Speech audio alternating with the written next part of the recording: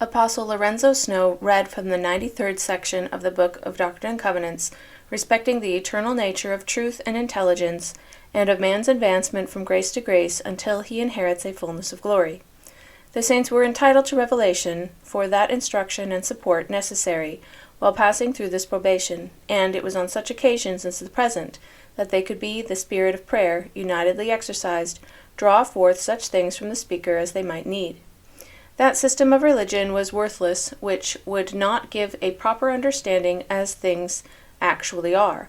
This religion taught that man could progress eternally and be exalted in due time to the presence and glory of the Lord. The saints have the same knowledge concerning the divinity of the work as ancient Israel had respecting the dealings of the Lord in those days.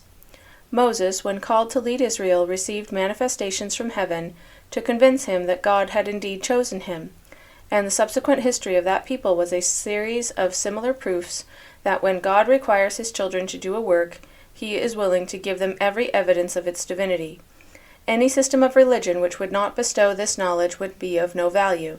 Jesus Christ himself organized this church and sent unto Joseph Smith his prophet those messengers whose right it was to confer upon him the keys of power and authority to act as a representative of God upon the earth.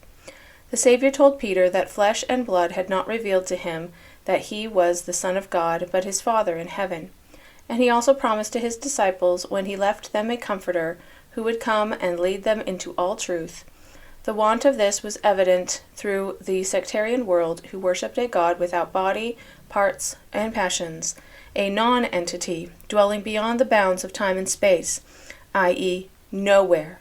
But the Latter-day Saints had the privilege of piercing the veil and knowing for themselves the true nature and whereabouts of the being they worship. Joseph Smith had the same privilege as John the Revelator in beholding Jesus Christ.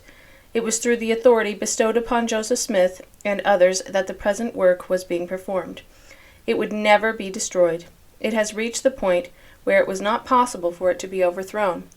The disbelief of the world and the persecution of the wicked would make no difference with the fulfillment of God's purposes. The way had been opened whereby men could go from grace to grace, ascending from height to height of intelligence, knowing for themselves what we expected of them in order to attain salvation. The priesthood was placed in the church for the perfecting of the saints, and men were qualified today to prophesy and to act in the name of the Almighty. The faith of the saints in those things was evident from the sacrifices they had made, and were still willing to make for the cause they had espoused.